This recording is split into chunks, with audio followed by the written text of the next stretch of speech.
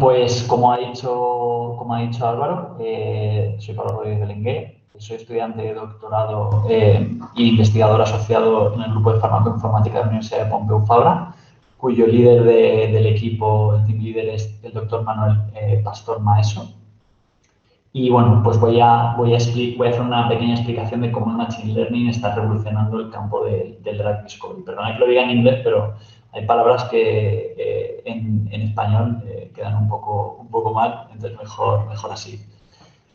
Os voy a contar un poco quién soy. A mí siempre que alguien da una webinar me gusta saber pues el paso que ha tenido para hasta llegar a donde haya llegado. Entonces, bueno, pues en los datos personales veis pues nombres, apellidos, Twitter, correo electrónico, LinkedIn, GitHub, me podéis escribir, todo esto es mi correo personal. Por lo tanto, me podéis escribir si queréis, si tenéis cualquier duda o si queréis que debatamos sobre cualquier aspecto. En cuanto a la formación que yo he tenido, como os he comentado actualmente, la formación más actual es que soy estudiante de doctorado trabajando en el campo de los modelos in silico en biomedicina. Los modelos in silico es todo lo que se entiende por computación. Básicamente tú en el campo sanitario, en el campo biomédico, tienes modelos in silico, in vitro, in vivo. In vitro es en el laboratorio, in vivo es todo lo que se hace en animales, en humanos, entonces, ese tipo de experimentación. Entonces, luego como tutores tengo al doctor Manuel Pastor Maeso, profesor Emilio Soria Olivas y el doctor Víctor Mangas. La verdad es que forman un muy buen equipo porque Manuel Pastor ha dirigido y dirige muchísimos proyectos en el campo de la farmacoinformática. Luego el profesor Emilio Soria, que es catedrático de la Universidad de Valencia en la Escuela de Ingeniería Electrónica, pues creo que es de sobra conocido, más en esta escuela, es un referente en el campo de la inteligencia artificial, y el doctor Víctor Mangas en el campo de la farmacocinética, que es bastante importante tener bastantes conceptos en el campo de la discovery referidos a la farmacocinética. Entonces, pues yo creo que hacen un equipo muy bueno pues, para transmitirme todos sus conocimientos y poder beneficiarme lo máximo posible en cuanto al aprendizaje. Ha empezado este 2021 en enero y si todo va bien la previsión es que termine en 2024. Luego, actualmente también estoy haciendo un máster en inteligencia artificial en la Universidad de Valencia, que terminará en los próximos meses. En septiembre tenemos la exposición del trabajo, que irá en línea de mi tesis doctoral. Luego también, 2019-2020, como muy bien ha dicho Álvaro, soy antiguo alumno de BIT. Mi trabajo final de máster lo hice sobre modelos predictivos en pacientes con riesgo cardiovascular. Y luego también hice en 2012-2013 un máster oficial en investigación y uso racional del medicamento en la Universidad de Valencia, especializándome en farmacocinética. Y luego como carrera soy licenciado en farmacia, promoción del 2007 al 2012. Luego también quiero deciros un poco lo que me llevó a empezar en todo este mundo, ¿no? Porque casi todo el mundo que se dedica, las personas que se dedican o muchas de las personas que se dedican al tema de inteligencia artificial, pues suelen ser ingenieros, físicos, matemáticos, un poco de ese campo. Entonces, cuando a veces un farmacéutico que se está dedicando a esto, pues siempre es un poco chocante, ¿no?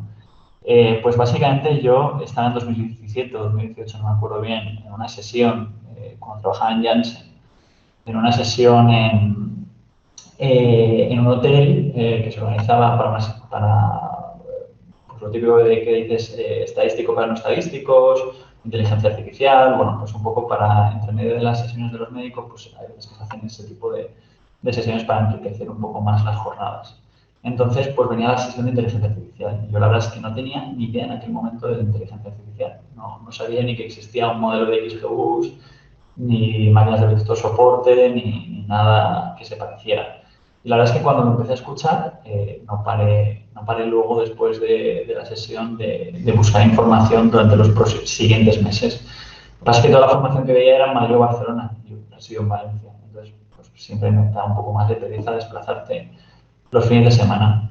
Entonces al año siguiente contacto con Emilio Soria, que la verdad es que lo considero mi tutor, profesor, guía, amigo, lo considero todo, lo tengo mucho aprecio porque, bueno, me abrió las puertas de su despacho de par en par. Me recomendó el máster de MBIT al ser un máster executive bueno, con un programa académico muy potente para introducirte en el mundo de Data Science. Y gracias a eso, pues, entra en todo esto, ¿no? Porque, bueno, pues fue terminar el máster de Data Science y me puse a contactar con grupos de investigación que estaban en el sector que a mí más me interesaba, que era el sector más farmacéutico, el sector más relacionado con temas químicos, más moleculares. Y la verdad es que pues fui a parar entre todos los grupos que tuve contacto, hablé con el doctor Manuel Pastor, Maeso, y la verdad es que pues, fue con el que más conexión tuve, el que más, pues el proyecto que más me interesaba. Luego también a mí me interesaba mucho que lo que hicieras no se quedara solo en el entorno académico, porque muchas veces en las universidades se hacen cosas y que quedan en el entorno académico puro y duro. Y la verdad es que él siempre ha tenido proyectos con la industria farmacéutica, Manuel, y eso es lo que a mí más me interesaba también, que todo lo que se hiciera tuviera aplicabilidad. Y eso es lo que me insiste mucho siempre, ¿no? En todo lo que estás haciendo, para qué lo haces, cuál es el objetivo. Y bueno, pues quiero ser una esponja de los tres y aprender un montón de ellos, porque la verdad es que los tres tienen ese concepto, ¿no? De todo lo que haces tiene que tener una aplicabilidad, no quedarse simplemente en un entorno donde sea estático. Y luego mi experiencia profesional, pues llevo 2 meses en este grupo de investigación, con el cual voy a estar pues, unos años mientras realizo también la tesis doctoral. El año anterior estuve como Cell Therapy Account Manager en Gilead, que lo conoceréis todos por el laboratorio del Remdesivir últimamente, para el tema del COVID, aunque bueno, pues es un laboratorio que tiene muchos productos en áreas muy importantes, como sobre todo, por ejemplo, en el VIH y en áreas infecciosas. Y luego he estado casi 6 años en Janssen Cilag, el grupo Johnson Johnson, sobre todo en los últimos años en el campo de los síndromes linfoproliferativos. Y eso en cuanto a mi experiencia, bueno, en cuanto a un poco mi background, ¿no? Luego, ahora lo que voy a empezar es con una pequeña introducción sobre lo que sería el Drug Discovery. Realmente esta diapositiva a mí me parece me parece muy visual y muy, que viene a decir, a resumir bien lo que es el Drug Discovery a día de hoy. Y bueno, pues como veis ahí, consta de una serie de fases. La fase inicial, en la que tú empiezas con todo este proceso, realmente sería en el que diseñas o en el que eliges la diana terapéutica. La diana terapéutica no es más que un compuesto químico que se piensa que sobre la que se piensa que la enfermedad puede tener implicación, la enfermedad en cuestión sobre la que quieres investigar. Luego tendrías que validar esa diana terapéutica y después de validar esa diana terapéutica tendrías que diseñar como un compuesto líder. Después de diseñar ese compuesto líder, validarías ese compuesto, o sea, un compuesto de referencia, y producirías como una multitud de compuestos que fueran similares en esas características, ¿no? A ese compuesto.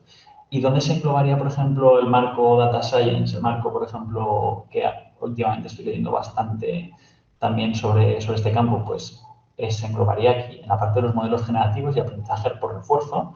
Tendrías pues la parte de los modelos, por ejemplo, de autoencodes variacionales, que este campo es muy interesante, pues porque en el espacio latente podrías diseñar una serie de características sobre las que quieres que se distribuyan tus compuestos que vas a generar, las estructuras nuevas que generarías.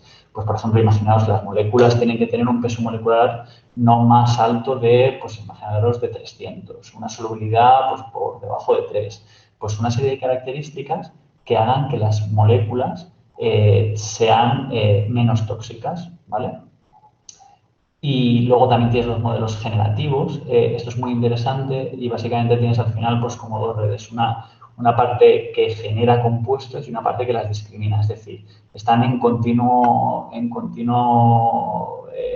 continua batalla entre el que el generador le propone moléculas y el discriminador tiene que discriminar si es real o ficticio lo que le está pasando a partir del training series que tú has diseñado. Cuando el discriminador no es capaz ya de decir si es real o ficticio, en ese caso, pues ya se pararía el entrenamiento, ¿vale? Luego también tienes aprendizaje por refuerzo, siguiendo el policy de Monte Carlo, con Monte Carlo, perdón. Entonces, en ese caso, pues aprendizaje por refuerzo no tienes simplemente un resultado, tienes una sucesión de resultados en función de una serie de recompensas con unas probabilidades determinadas. Y luego las redes neuronales recurrentes, que en este campo también es interesante porque al final lo que veis, o lo que vais a ver ahora cuando os lo enseñe, tienes unas, son strings lo que le pasas, es como una cadena de texto lo que le estás pasando y tiene que tener una secuencia lógica porque al final no es lo mismo que tengas un floro delante, a la izquierda o a la derecha y entonces las redes neuronales recurrentes te pueden ayudar en este campo. Entonces, cuando estoy diciendo aquí en la parte del Design and Discovery de diseñar una batería de compuestos, pues aquí, por ejemplo, podría tener un hueco. Es cierto que para mí aún falta mucho porque leo bastante en este campo y no acabo de ver un modelo que sea de consenso para todo esto. Entonces hay que seguir investigando y esto es genial, ¿no? Luego, cuando pasas a la fase preclínica, que ya has diseñado esa batería de compuestos, entonces ya ahí, pues eso, podrías incluso ya empezar con la fase, por ejemplo, con la fase de experimentación animal, ¿vale? Y ya pasarías de 10.000 compuestos con los que habrías empezado a 250 compuestos. O sea, fijaros cómo desciende drásticamente la batería de compuestos con la que estás investigando. Y eso pasa mucho, incluso hay veces que pasas a no tener ninguno. Se te pueden caer el fármaco por el camino perfectamente. Y en la fase que todos conocéis, además con el COVID, que yo creo que se están levantando mucho la investigación, ¿no? Cada vez se está la gente informando más, pues estas son las fases que conocéis propiamente, ¿no? Cuando se dice, ya está en fase 1, ya está en fase 2 el fármaco, bueno, pues se refieren a esta fase. Antes hemos estado hablando de, pues, más de modelos in silico, in vitro, ¿vale? Incluso en vivo si nos referimos a la parte animal, pero aquí ya estaríamos investigando en humanos. Entonces, la fase 1 lo que te interesa saber es evaluar la seguridad de los compuestos y también diseñar a la dosis a la cual son seguras, es decir, la farmacocinética de ese compuesto. Luego, la fase 2 ya empieza a entrar un poco el contacto de la eficacia, pero es frente a placebo, no tiene un comparador activo. Y la fase 3 ya lo comparas frente a un compuesto de referencia. Imaginaos que quieres sacar un nuevo antiinflamatorio al mercado, pues igual te compararías en fase 3 frente al ibuprofeno o frente al naproxeno, en función de lo que quisieras. Luego ya la fase 4 de comercialización. La FDA revisa todo esto y ya se autoriza para la comercialización. Y pasarías de 10.000 compuestos a uno, en un periodo se ve un poco pequeño, de entre 12 y 16 años, con un precio que ronda entre 1 y 2 billones de dólares de investigación. Como veis, es un periodo bastante costoso, es un periodo bastante largo y donde cada vez más yo creo que los modelos por computación van a tener más hueco. También en ese campo entonces se va a reducir la experimentación animal, no sé cuánto, no sé en cómo quedará, en cómo acabará, pero sí que es cierto que cada vez van a tener más cuerpo y van a tener más importancia. Y no solo para la síntesis de fármacos, sino también para muchos de los fármacos se paran en la fase de seguridad. Entonces es muy importante ahí los modelos in silico para evaluar la toxicidad de los fármacos. Y es justamente en el punto en el que yo me encuentro, ¿no? Tú puedes o intentar generar compuestos o también incluso centrarte, como digo, en la toxicidad de esos compuestos en función de una serie de características. Entonces, todo esto que os estoy contando, que es lo que os interesa saber a nivel de programación, cómo se hace, ¿no? Cómo se mete en un Jupyter Notebook, cómo lo podemos hacer en Python. Pues para eso yo creo que es importante partir de un ejemplo, ¿no? Entonces, la librería de Python que se utiliza para todo esto es RDKit, ¿vale? Que la creó Greg Landau. Tenemos la estructura del paracetamol, como podéis ver ahí en 3D, es una estructura 3D, y luego aquí podéis ver la fórmula molecular del paracetamol, es una forma de representarla, y luego tenéis las SMILES, que es como se suele trabajar. Bueno, esto es un resumen de una frase. Y es otra forma de disponer la molécula. Luego también se puede disponer en código INCHI y luego aquí tendréis la molécula representada en 2D. O sea, aquí la tenéis en 3D y aquí en 2D. Tú en RDKit puedes pasar perfectamente de SMILES a molecular graph a Inchi o viceversa, o dibujarlas en 3D. Es bastante flexible y lo puedes dibujar lo puedes diseñar de diferentes formas. ¿Qué más cosas puedes hacer con el RDKit? ¿Qué es lo que te puede interesar para diseñar un proyecto de este tipo? Pues, por ejemplo, aquí estoy importando, quería hacer scripts míos de Python, ¿vale? Y aquí, bueno, y algunos también son de Internet. Entonces, aquí podéis ver cómo estoy importando las librerías de RDKit y estoy dibujando la penicilina. Esto no os lo tenéis esto no os lo tenéis que saber de memoria, las imágenes que estábamos diciendo antes, que veis que es una cadena de texto realmente. Y no lo tenéis que saber porque hay en páginas donde obtenemos estas smiles, que por ejemplo Chainball es una de las páginas más conocidas, que es de donde se obtiene esa información. Hay más páginas, pero es la fundamental. Entonces ahí veis cómo dibujamos la forma de penicilina. Aquí veis cómo trabajamos con lo que se dice estereoisomería. Esto es importante y aunque no sepáis quizás muchos de vosotros lo que es RIS, RIS es la forma que tienen de girar las moléculas. ¿Esto por qué es importante trabajar en este espacio? Pues bueno, os acordaréis algunos de vosotros de la talidomida, por ejemplo, que es lo que se nombra siempre, y la talidomida, por no estar en el giro que le correspondía, pues produjo un efecto que no era el deseado. Se buscaba que la talidomida evitara las náuseas en embarazadas, produjera cierto efecto sedante, y al final acabó produciendo malformaciones en los fetos por no estar en el giro correspondiente. De ahí la importancia en trabajar en ese espacio. Aquí veis cómo también lo estoy dibujando en 3D, una de las moléculas. Aquí veis cómo trabajamos con mapas de similaridad. Si algunos de vosotros ya habéis dado las clases de Manuel Montañés, muy buenas de Deep Learning, por ejemplo, Manuel Montañés enseña mucho a que os fijéis en qué se está fijando una red cuando la estéis entrenando. Entonces, esto sería algo parecido. Realmente tú diseñas un modelo de Machine Learning y te está diciendo el modelo de Machine Learning con mapas de similaridad que lo implementas con RDKit, donde se fija donde la molécula te está diciendo pues puede ser más soluble, menos soluble, más tóxica o menos tóxica en función del problema que tenías planteado, ¿no?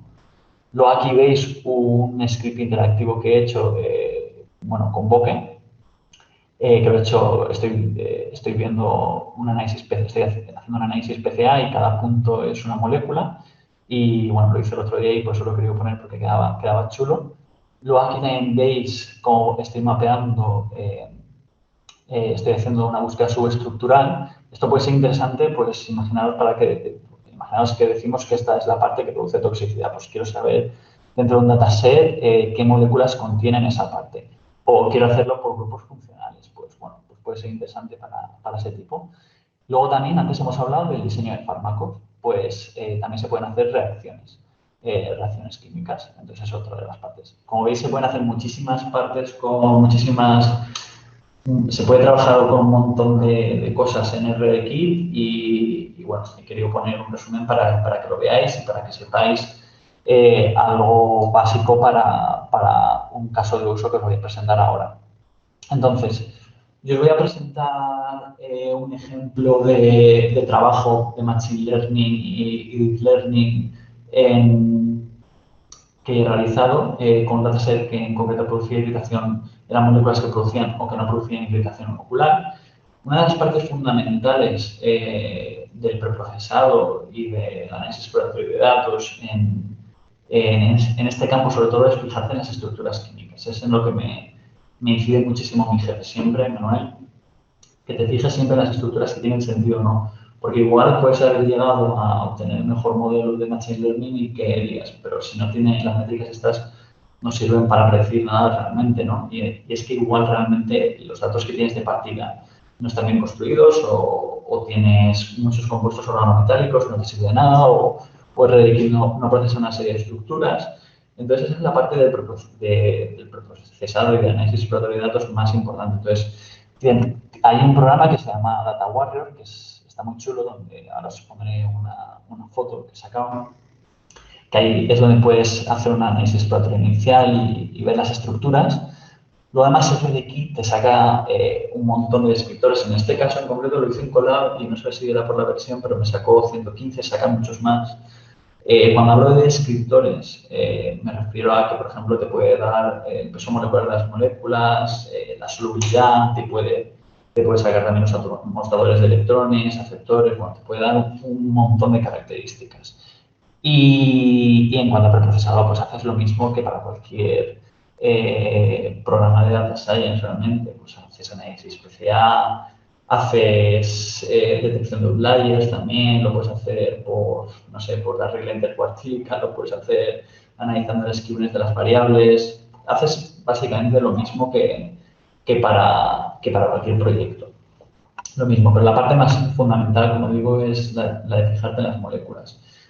En este caso yo en concreto sí que hice PCA y luego también vi la distribución de las variables y luego también vi los outliers que había y también los eliminé, lo hice por la regla intercuartílica. Luego ya puedes aplicar los modelos de Machine Learning, que en este caso en concreto yo apliqué modelos de Bagging, de Boosting, de máquinas de vector soporte y MLP. Y de Deep Learning, que apliqué, he aplicado, ya lo vais a ver, modelos con capas densas, con redes convolucionales, y luego también trabajé con la API funcional de Keras, con la API funcional de Keras, perdón, concatenando ambas redes que os he dicho antes. Y luego la importancia de ponerlo en producción todo, porque realmente vais a estar siempre, yo aquí porque estoy en este campo, ¿no? Pero siempre vais a estar presentando las cosas a gente que no sepa de modelos, que no sepa de lo que es un random forest, de lo que no sepa es un decision tree. Yo la verdad es que no sé la gente lo que sabe o lo que no sabe de todos los campos, pero es cierto ponerlo en producción y hacerlo muchísimo más sencillo para la gente. Entonces, os enseñaré una forma de ponerlo en producción que, en concreto, el proyecto bajo el que estoy contratado, Transafe, y el grupo en el que estoy, pues está diseñando una plataforma que se llama Flame, una plataforma que está muy bien, que incluye pues, todos estos modelos de Machine Learning que conocemos, los validation, bueno, te incluye un montón de opciones y te hacen la forma más sencilla y más visual para que no se pueda aclarar mucho con Jupyter Notebook, ¿no? Aquí tenéis cómo estoy abriendo las estructuras para verlas con Data Warrior. Esto es básicamente lo que ves. La verdad es que cuando ves todo esto es muy chulo porque es totalmente visual, ¿no? Y entonces esto es lo que te enseña la herramienta. Luego aquí a mí me gusta mucho utilizar la librería Plot Express. Entonces aquí veis cómo lo estoy viendo en función de los números de anillos rotables, la solubilidad y el peso molecular. Estoy viendo la distribución de las moléculas. He puesto un ejemplo en función de las clases. Luego saco las características de RDKit y luego ya os explicaré lo que son los fingerprints. Luego partíamos, como decíamos, de 5.054 moléculas y elimino los outliers. Y divido los conjuntos en 70-30, ¿vale? Pero previamente me he reservado 100 moléculas para testear, ¿vale? Es como si lo tuviera en train, validación y test.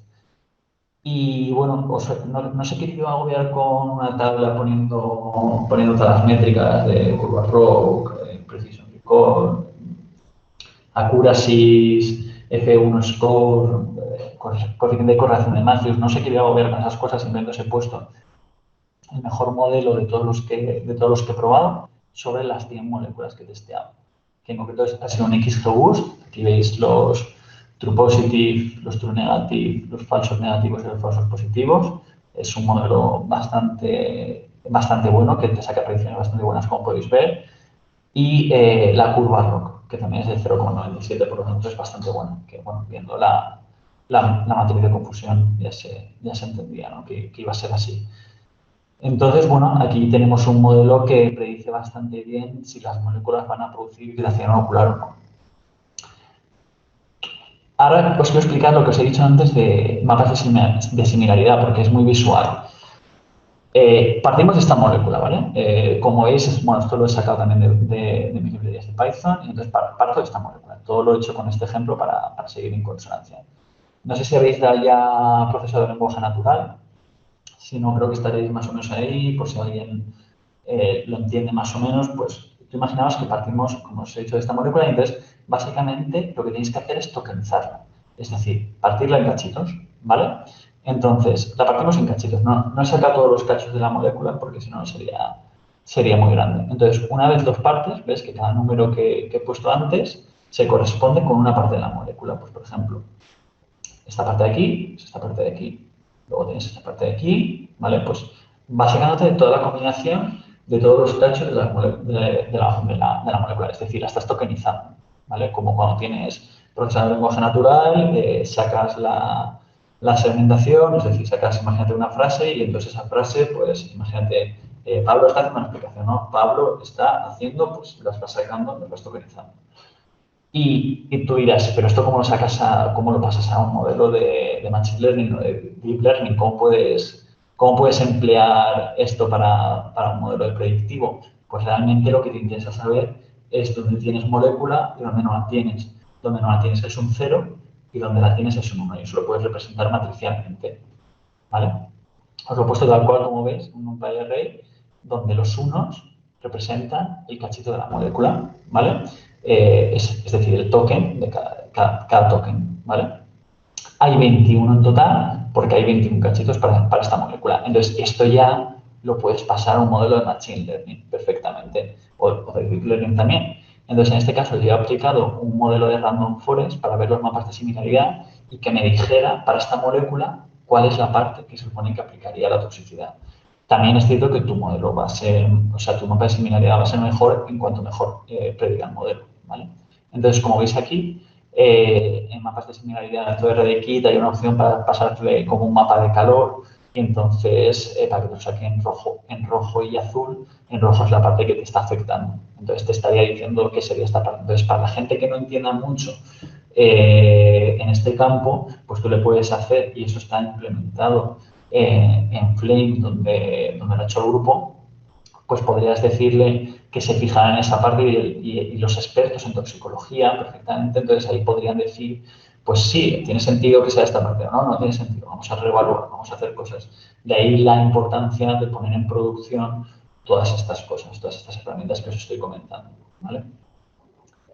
Entonces, bueno, ahora vamos con la parte de Deep Learning. Bueno, esto está sacado, luego si queréis os lo enseñaré, esto no he dibujado yo, hay una página web donde lo podéis dibujar, entonces aquí voy a aplicar capas densas normales. Parto de los descriptores de RDKit que os he dicho antes, o sea, es decir, de peso molecular, de todo, de la solubilidad, de todo lo que os he comentado antes. En concreto, tras aplicar métodos de selección de variables, que en concreto apliqué Boruta, que tiene como base un Random Forest, que me lo sugirió Emilio y la verdad es que va súper bien, pues se me quedan 79 variables, ¿vale? Entonces, tú puedes calcular perfectamente los parámetros si partiendo de esas 79 variables, 79 más 1 del bias, son 80. 80 por 32 unidades que ves de la capa de entrada, pues te dan esas 2560, ¿vale? Y así sucesivamente. La neurona, la capa de salida, como veis, tiene 1, porque al final apliqué una tangencial, una sigmoidea, no recuerdo bien, pero al caso quiero decir es lo mismo, porque tienes dos clases. Entonces, al tener dos clases, pues tienes que ponerle, se lo tienes que especificar, ¿no? Como uno. Luego la función de pérdida apliqué una binary cross entropy porque es un problema binario y lo hice en función de la accuracy y estas fueron la tasa de acierto y la función y los del modelo, ¿no? Realmente, como podéis ver, pues aquí ya te empieza a subir un poco la validación en el loss, entonces quizás se podría haber parado por aquí. De hecho, es el último checkpoint que tiene. Entonces, luego ya si vamos a redes convolucionales, pues lo que hice fue utilizar los fingerprint vectors también para redes convolucionales, que si os dais cuenta es el típico problema que ponen siempre de ejemplo de MNIS, que al final tú tienes una matriz de píxeles de ceros y unos, en este caso ceros y unos porque es blanco y negro. Y entonces, ¿cómo quedaría tu shape? Por ejemplo, pues imaginaos que partimos de un training series de 3.000 y pico moléculas y los vectores que os especificas en este concreto partida de 529, pues era de 23 por 23. Y el último que es el canal, en concreto sería de 1, porque es blanco y negro. Blanco y negro, si fuera un RGB, si fuera en color, sería de 3, como sabéis. Entonces, aquí también se pueden calcular perfectamente el número de parámetros. El kernel size es de 3x3 y el strike es de 1 por 1, es el que venía por defecto, por eso partes de 23 por 23 a 21, a 21 por 21 en la siguiente capa, ¿vale? Entonces es de 3 por 3, 3 por 3 más 1 son 10, 10 por 64 son 640. Y así lo puedes ir haciendo los cálculos sucesivamente. Estas no son tan bonitas como las anteriores. Estas son las que obtuve. Intenté también aplicar max pooling, no conseguía mejores resultados. Intenté cambiar, en vez de valid shame, intenté poner inicializadores y nada, no conseguía mejores resultados, pero aún así obtuve una matriz de confusión mejor que para el modelo de XGBoost. Es cierto que con lo que cuesta implementar con lo que cuesta computacionalmente un modelo de Deep Learning, tampoco hay tanta diferencia con el modelo XGBoost, que al final tenía 2 falsos positivos más, pero también tenía un falso negativo menos. Y, perdonad, luego lo que hice fue trabajar con la API funcional de Keras, concatenando ambas redes, concatenando la red convolucional con las capas densas, porque pensaba que realmente podría ir mejor, pero sí que es cierto que la matriz de confusión no fue mejor que las que obtuve previamente, aunque tampoco se iba por mucho. Aquí tenéis el summary que le pasas a la función de Keras y luego las tasas de acierto y los del modelo, que sí que es cierto que son bastante más feuchillas. Y esto también, en resumen, con respecto a la parte de Deep Learning. Luego también me he creado una especie de editor de moléculas personalizado, que yo le he llamado Chili en vez de Siri, la CH es de Chemical. Como también esto lo quiero presentar en el máster que estoy haciendo ahora, os lo voy a presentar también para que lo veáis. Os dejo de compartir esta parte para compartir en concreto la ventana donde lo tengo, que es la pestaña de Chrome. A ver, aquí. Vale, creo que lo tenéis que ver ya. A ver, básicamente lo que he hecho aquí, que es, aquí he cargado las librerías, me he exportado las predicciones de la red convolucional, como podéis ver aquí, ¿vale?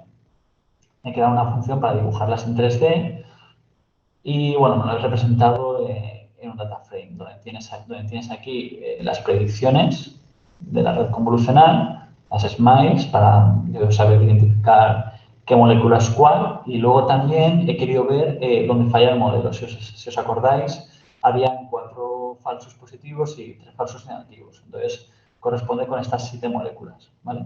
Era para tenerlas identificadas. Y entonces me he hecho una función, ¿vale? Entonces, si veis, la función se llama divertida.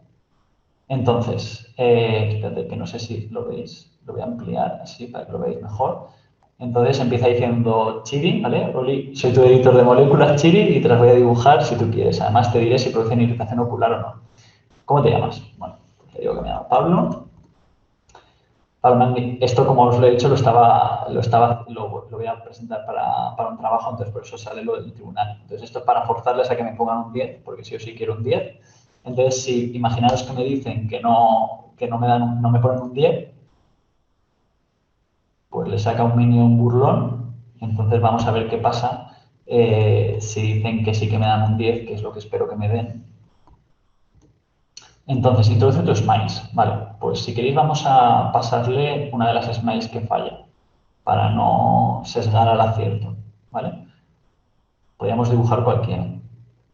Entonces, introducimos esas smiles. ¿Te gustaría que lo dibuje en 3D? Vamos a decirle que sí. Entonces, si os fijáis, que lo ponga así para que lo veáis, aquí tenemos esta molécula dibujada en 3D. La puedo acercar, la puedo rotar, ¿vale? ¿Quieres verla como Arnold Schwarzenegger? Las moléculas las puedes dibujar de diferentes formas. Y entonces ya veréis como esta molécula, si le dices que sí, parece totalmente Arnold Schwarzenegger. Fijaos cómo ha pasado. La dibuja por esferas y entonces es bastante más tocha. La puedes también acercar, la puedes alejar. Y luego, Pablo, ¿te gustaría que te dijera la predicción de si produce irritación ocular esta molécula?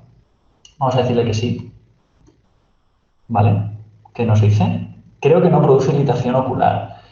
le puse por defecto que pusiera creo porque al final es una predicción. ¿Te gustaría que confirmemos si es cierto? Vamos a decirle que sí, que quiero que confirmemos. Acordaros que esta es una predicción que falla, según os he dicho antes. ¿Ves? Yo que tú no me fiaría. ¿Vale? Entonces podríamos coger cualquier molécula del dataset, ¿vale? Del data frame que han pasado y la podríamos predecir.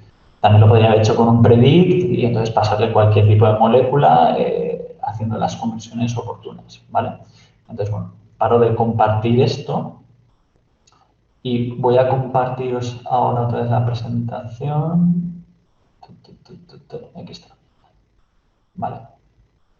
Os comentaba antes la importancia de poner la puesta en producción.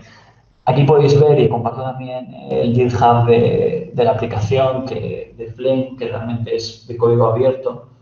Lo que está haciendo el grupo es todo de código abierto para ayudar también a la comunidad químico-informática o farmacoinformática. Y aquí veis donde estoy pasándole pues un listado de moléculas. Te saca la sensibilidad, la especificidad. MCC significa coeficiente de correlación de Matthews. Es otro coeficiente más, pues como podías pasar, pues como le pasas la sensibilidad, le pasas la especificidad, o le pasarías el C1 score o cualquier cosa, pues es otro coeficiente. Que a mí me gusta bastante porque va muy en consonancia con la matriz de confusión. Cuando va para problemas binarios va entre -1 y 1 y cuanto más se aproxima a 1, mejor es la predicción, obviamente.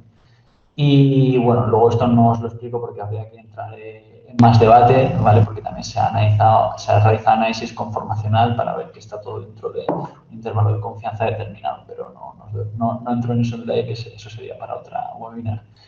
Y luego, pues por ejemplo, realizamos las predicciones, ¿vale? Realizamos las predicciones de las moléculas y te van sacando cuáles son de la clase positiva y negativa y también te saca la matriz de confusión. Entonces esto quizás es mucho más entendible, mucho más comprensible para una persona que no entienda tanto de cómo implementarlo en una libreta. Os voy a enseñar la aplicación del grupo para que lo veáis. Es bastante sencilla y bastante intuitiva de utilizar. Creo que la podéis estar viendo ya. Aquí tengo varios modelos implementados, por ejemplo. Entonces, aquí son modelos cuantitativos, es un SVM regreso en concreto.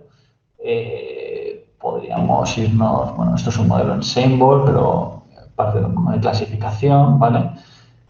Entonces, pues te va sacando diferentes partes. Aquí ves la clase positiva, la clase negativa, ves las predicciones, ves los fittings, ves las series que, como veis, están haciendo un análisis PCA. Y esto es lo que os decía del bokeh interactivo. Veis aquí a la izquierda donde están las moléculas, ¿vale? Bueno, pues eso es un poco lo que os comentaba. Y luego también aquí tenéis la pestaña de las predicciones, ¿no? Que, pues, por ejemplo, si clicas, por ejemplo, aquí, es un modelo de clasificación, pues te saca las predicciones para clasificación y también te puede sacar las predicciones. Pues, por ejemplo, vas viendo las moléculas y vas viendo cómo se disponen en un espacio, cómo se dispone en el PCA, ¿vale? Entonces, yo creo que esto es bastante útil, como digo, pues para además poder estar trabajando también en un mismo environment, que cuando estéis con un proyecto es lo que tenéis que hacer. Luego también, aparte de trabajar desde ahí, también puedes trabajar perfectamente desde el Anaconda Pro, por ejemplo, que veis aquí. Pues aquí está sacando, he abierto las predicciones, entonces por eso está sacando las predicciones, ¿no? Y entonces te dice, está estableciendo esas predicciones, ¿vale? Entonces, simplemente eso para que sepáis que podéis trabajar desde ambos campos si os interesa. ¿Veis? Aquí está cargando todo y entonces por eso te saca la matriz de confusión, que lo veis aquí. Entonces, bueno, es más visible desde el otro sitio, pero es cierto que te da más información si trabajas desde la consola.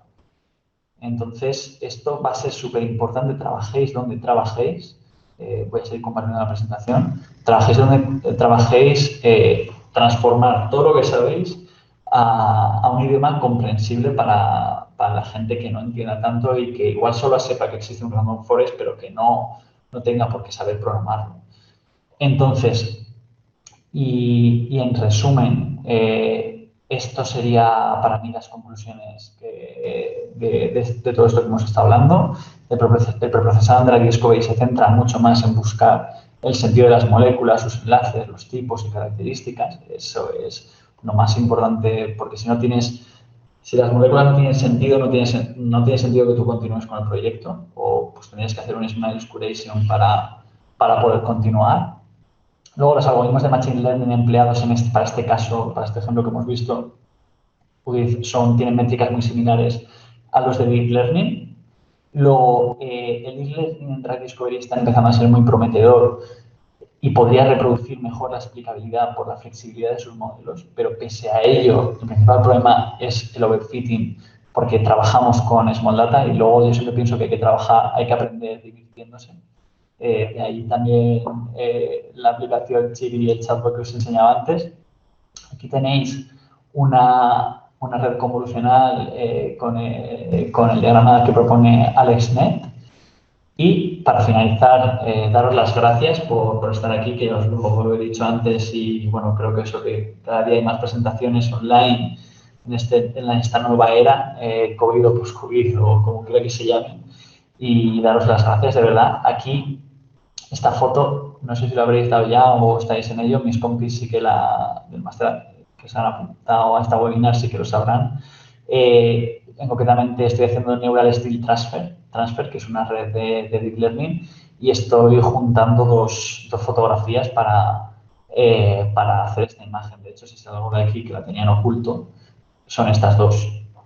Es esta gota de agua con esta molécula de ADN en agua también, y bueno, pues hay una librería de Deep Learning haciendo Neural Steel Transfer que te permite dibujar, que te permite fusionar estas imágenes. Podéis fusionar, si queréis, a Belén Esteban con un pingüino o podéis hacer lo que queráis, que a veces obtendréis arte y a veces no. A mí me gusta cómo quedó esta. Y bueno, por mi parte, yo ya he terminado todo esto. Y espero que os haya gustado, de verdad. Por favor, preguntadme lo que queráis. Es un campo muy prometedor. Yo estoy empezando, tengo todo que aprender. Y bueno, muy contento de estar aquí con vosotros. Bueno, pues yo creo que es el momento de abrir micrófonos. Ana ya te dice que muchas gracias, Pablo, muy interesante. Muchas gracias, Ana, a ti también. A ver, micrófonos donde... ¿Alguien quiere abrir el fuego? O si no hay, muchas veces también este campo es muy novedoso y también totalmente químico, farmacéutico, pues cuesta a veces un poco que se te ocurra alguna pregunta, pero las herramientas se utilizan exactamente las mismas, como habéis podido ver, que para cualquier proceso de data science, de bolsa o de lo que sea. Lo único que, bueno, lo bueno es que trabajas, es como una especie de, estás trabajando con NLP, realmente, como procesador de lenguaje natural. Básicamente, solo que tienes ya una librería que te lo implementa. Eso también es lo bueno. A mí, por preguntarte casi por curiosidad, de las primeras imágenes que has puesto los porcentajes en ese ciclo de fases en las que se van aprobando los medicamentos, ¿vale? No se veía, pero en la parte de abajo venía el porcentaje de medicamentos que pasan de una fase a otra, de un 100%, un 70%, tal. ¿Hay alguna previsión justamente con todo este desarrollo de análisis de poder llegar a modificar eso o algún objetivo de conseguir que haya medicamentos que sean mucho más fácil de implementar ese recorrido o que haya más medicamentos, mejor dicho, que alcancen un poco ese... Pues algunos de los que me sé son los que son complicados, más que los fáciles, porque yo fáciles creo que no hay ninguno. Es cierto que, pues respondo un poco a tu pregunta, ahí del orden en el espacio químico se conocen del orden de 10 elevado a 8 moléculas sintetizadas. Pero se cree que en el espacio químico puede haber en torno a 10 elevado a las 60 moléculas que existen en ese espacio químico que tengan lógica. Porque las moléculas tienen que tener, como digo, pues, como he comentado, pues un peso molecular determinado, una solubilidad determinada para que no sean tóxicas. Porque si no, cuanto más lipófilas, o sea, cuanto menos polares es una molécula, cuanto menos soluble es una molécula, más atraviesa las membranas y al atravesar las membranas más tóxica es. Eso también va de la mano de cuando más peso molecular tiene. Las más pesadas son más tóxicas. Entonces, por ejemplo, en todo el tema neurológico, sobre todo en Parkinson, en Alzheimer, no veo que lleguen muchos fármacos al mercado. Entonces ahí me da la sensación, obviamente, de que es un... Y muchos fármacos se caen en fase 3. Es que se caen en fase 3. No obtienen lo que necesitan o se caen por seguridad la mayoría de las veces. Yo he llegado a vivir también, estando en la industria farmacéutica, vamos a tener el año que viene un lanzamiento y se para el lanzamiento porque la FDA no lo ha aprobado. Cuando estaban en fase 3, cuando estaban en fase 3, o sea que estaban ya a las puertas realmente, que ahora hay fármacos que se aprueban en fase 2 también. No es lo más habitual, pero yo he llevado fármacos, sobre todo para el campo de la oncología, que eran fase 1, B, 2A. Eso es raro, pero cuando producen beneficio comparado con lo que hay aplastante, pues se aprueba. Pero no sé decirte lo fácil o lo difícil. Sé que queda mucho por descubrir, por lo que te he comentado. Entonces, hay todo un camino, un recorrido por delante.